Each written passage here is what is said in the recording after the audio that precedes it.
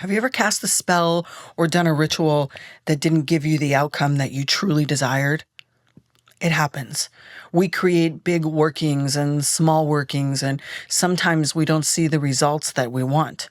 And if you haven't yet experienced this, trust me, on your path as a practicing witch or even just walking the spiritual awakening path, you're sometimes going to experience the things that you put out not resulting in what it is that you desire.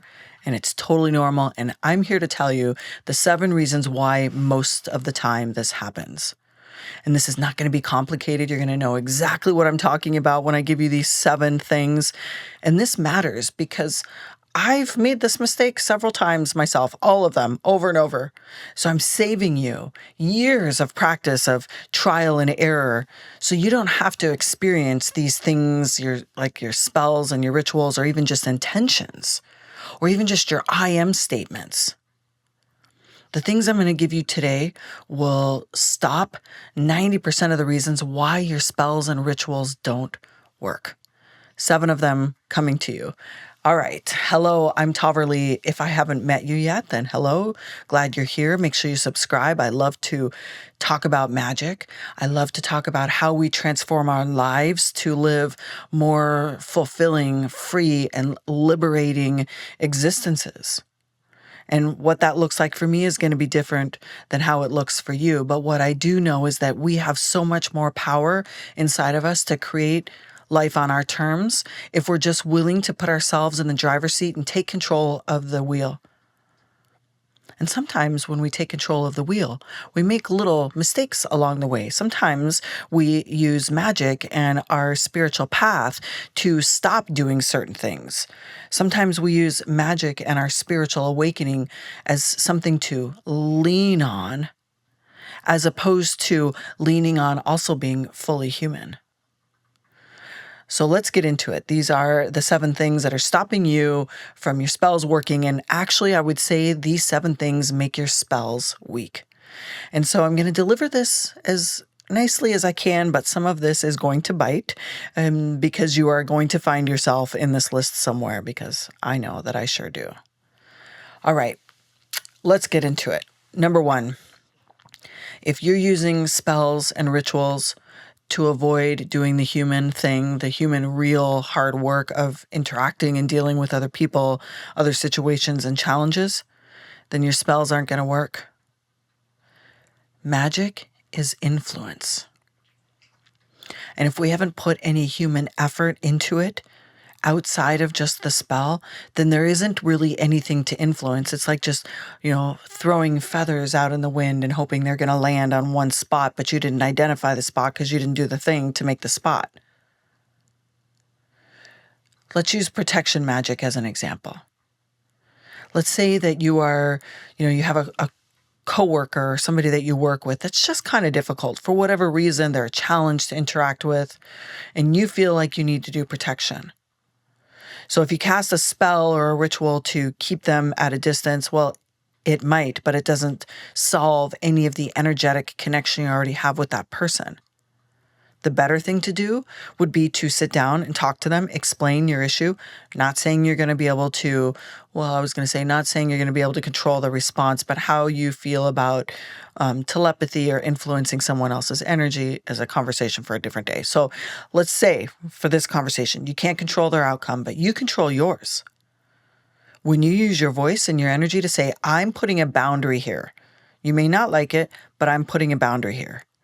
And then you go back and do your magic, well, then there's something for your spell or your ritual to grasp onto because you have energetically also done it. Now, it's the same thing if it's a friend that lives a block away that you used to be friends with, but you're just not in the same place anymore and it is not going well and you want to have a separation or a cord cutting. You should sit down with that person and say, listen, this isn't working for me anymore. Or maybe you just remove yourself. Doesn't even have to be, in front of that person reaction. It could just be you choosing, deciding to remove yourself, removing from social media, blocking numbers, deleting, getting rid of things that you maybe experienced together. Then you put spells and rituals behind it. Now, in not all circumstances are we able to do the human thing of sitting down and nicely saying, hey, this isn't working for me anymore. Sometimes it's just on our side. But if we've decided this thing doesn't suit me anymore, and we don't put anything in place to do our best to limit that interaction, especially when it comes to relationships of any type, but you just do the spell, it's not going to work.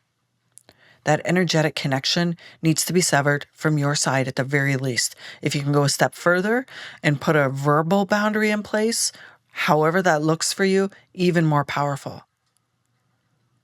The problem is a lot of times we use spells and rituals to avoid doing the human hard thing because sometimes it's easier to do the spell, but it doesn't work. So, number one is don't avoid being human first. Magic is influence. Do the human stuff as best you can, as deep as you can, as far as you can.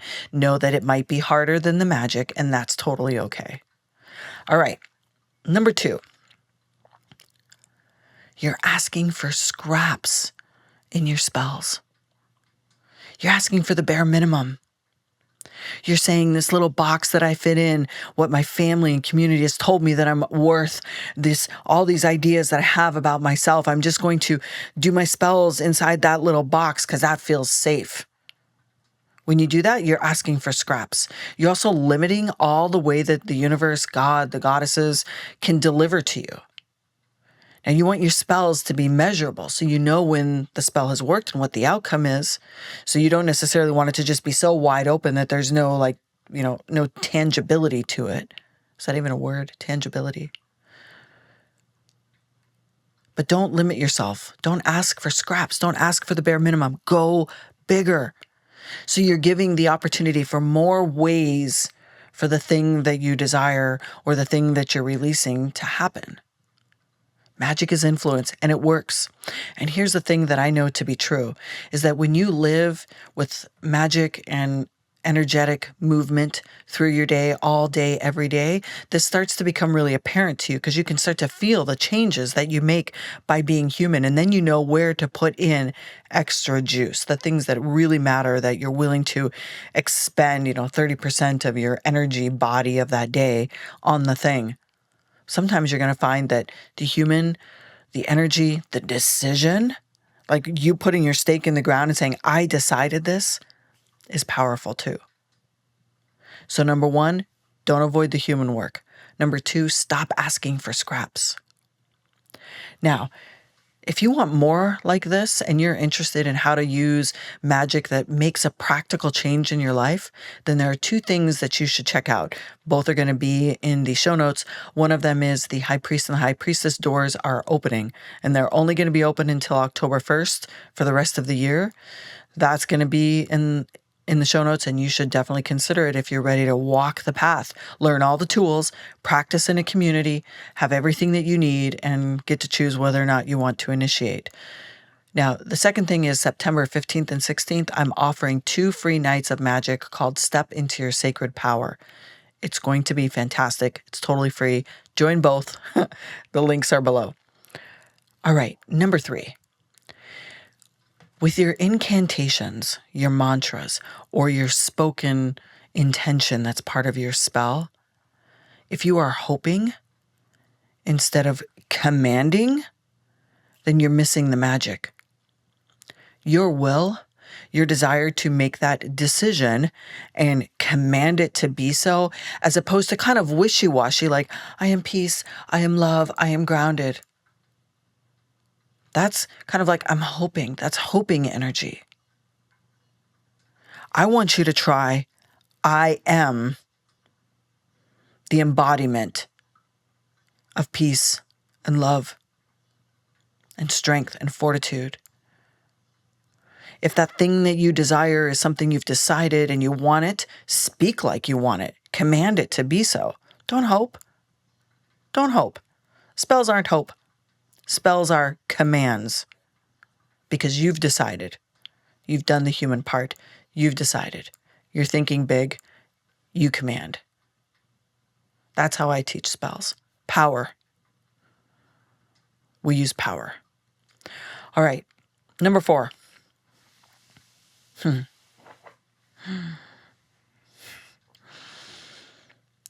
Worrying if what you're going to do is going to hurt someone else. This stops a lot of spells in their tracks. And listen, I understand why you do that. If you're looking for a promotion at work and there's a promotion that just got posted and there's only 5 of you qualified in the company and the other 4 are friends of yours, and you know if putting your hat in the ring is going to hurt them so you don't, you can't do that. You have to know that the other individuals also have the ability to command what they want. One of you is going to get it, and there will be others, other opportunities. If you think that there is a very limited amount of money, opportunity, relationships, joy, and happiness, if it's limited and for you to have it means someone else is not having it, is not how it works. There is enough. We are abundant. This earth is abundant. Opportunities are abundant. If you are worried that what you desire in the spell you're going to cast is going to hurt someone else, then it's actually going to hurt you. Now, I know a lot of people like to put with harm to none at the end of their spells, and I believe this comes from the Wiccan tradition. I don't know, I'm not Wiccan, but I do believe that that's where it comes from. And some people believe if they don't put that in there, that the thing that they want or desire will come at a cost. Well, that's only going to happen if you believe there's a cost. If you believe there's a cost to live free, to live in liberation, to live with the things that you desire, both materially and spiritually, if you believe that it has to be hard and you have to work for it and that somebody's going to lose out, then they will. So this is a whole mindset shift that you want to get yourself around by looking at this world as abundant, all of it. You commanding your presence and what you want isn't going to take away something that is meant, truly meant for someone else. You're only steering it in your favor. Number 5, not having spiritual authority. I see this a lot especially when people first start waking up spiritually and they go to the gods and the goddesses and they rely upon them or one of them at a time to give you the thing, or even your spirit guides to make the thing happen. You give spiritual authority outside of you. Now, I'm not saying that deities and gods and goddesses and spirit guides can't help you. They can, and they will. Definitely. But you are the spirit incarnated in flesh and blood. You are the spirit too. You have spiritual authority. A lot of times we set that aside and ask something outside of us to do our bidding for us. Now, I say that lightly because I actually do teach a lot of things on how to teach, like wards and putting the fairies to work for you and runner angels and working with Kali Ma. Yes, and that comes from also having spiritual authority.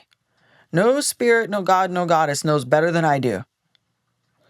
And that's because I bring it from my wisdom center. So if your spells aren't working and you're using any type of deity or something outside of you, check that. Just check if you've given up all your authority or if you're doing it in partnership. In partnership with gods and goddesses, yes. In partnership with the element of earth and the trees, yes. With the element of air and the wind, being a partner of the wind, yes. And fire and water, yes. Partners, collaboration, co-creating. But don't lose your own spiritual authority. All right, number 6, not grounding first. Here's the thing. A lot of our emotions that are big, raw, real, and powerful are good to use in spell work. Anger, as an example, is a powerful, powerful creator of spells, and it will push your spells far and fast. But if you do it without grounding first and you do it with just like an instant gratification, then it's probably going to come out a little bit sideways because you haven't grounded it down. So we always want to ground into the earth and then raise our energy back up. And if we're using our emotions to raise the energy back up, then that means it's going to be a little bit more difficult. It's going to take a little bit more time, especially if you're super emotional. I've had that happen to me several times in the last couple of months through losing a beloved pet, through, navigating a big storm on the island that I live on. In a lot of these instances, it takes you time to realize you need to ground before you do the spell or the ritual. Because you'll feel yourself kind of scattered, which means you probably have some energy leaks in your field, which means you probably don't have clarity on what it is you're trying to do. So you need to ground first, and then you can bring all those emotions back in. Actually, even just think of them coming back through the earth, so they're getting filtered. So any of the sideways or toxic parts of your emotion are getting sucked into the earth before it comes back into your body. Then you use that emotion to cast your spell. That works. Grounding first matters. Now, this is an example of something we teach deeply in the High Priest and the High Priestess path. How important it is to ground, how important it is to have balance in all of the elements before you do any big rituals or spells. And it doesn't have to take long. I mean, I'm not saying it's going to take you a week to get balance to the elements. When you learn how, you can have these rituals that will bring them in place in 20 minutes. Enough time to step outside, do the things, get grounded, and then cast the spell or do the ritual. And then number 7 is, you hear me talk about this a lot if you know me. Doing emergency magic when it's not an emergency. That's not good spell crafting. Sometimes it's an emergency. I've experienced recently an emergency where my house was about to flood and I needed to do big work around my home fast. That was a true emergency. But even then, I knew the storm was coming. I didn't do those rituals in advance. It just actually didn't even cross my mind because I thought it was safe from flooding. I did the rituals because it was actually an emergency. But most of the time when we need emergency magic, it's because we didn't do what we needed to do in the first place. So pre-plan. The best way to do this is to look at 1 week in advance at a time. Whether it's on Saturday or Sunday, look at your schedule. What do you know that you're going to need? Grounding before a stressful meeting, grounding after a stressful meeting, creative time if you have a creative block of time set up, sinking deeply into the heart center of your body if you're seeing friends or family. Look at your schedule and pre-plan what spells and rituals you need. And then if you need emergency magic, bring it in. But if you use emergency magic because you were lazy, that's me sometimes, not always because I'm lazy, sometimes because it just didn't come into my field that would help until I needed it. Notice the difference. And I know that this is going to have a great impact on you. So I'm going to share an 8th one. And this is kind of contrary to the fierceness of everything that I've just told you, right? Like this commanding presence in yourself, making firm decisions, not accepting scraps. So the bonus reason why a lot of spells don't work is because you're not playing enough. You're actually not doing the spells enough. You're not doing any spells enough. You're not doing any spells and rituals enough. You're listening to me. You're reading books. You're testing out and you're seeing what other people are doing, but you're not practicing. Practicing spell work is playing. You can practice lots of spells and rituals with smaller little things that you don't, put a lot on the line, but just testing out certain things that work, that they're measurable. How does it feel in your body? That you're not asking for scraps, that you're testing, that you're playing, that you have spiritual authority, that you make a decision and you follow through on the human side. All of this together will make your spells so much more powerful. And it might be a couple of weeks of thinking this through this way before it starts to feel as if it's a rhythmic part of your life. The looking ahead, what do I need? And making sure that you add your spells and rituals in. At the understanding what you need to do on the human side before you do a spell or a ritual, that you pay attention to the words that you speak so you are not hoping, but you are commanding. That you have spiritual authority over what it is that you desire and you make a firm decision. All right. I know this is going to make things more powerful for you, and I'm so excited to see you in September and October in one of the classes in Mystery School.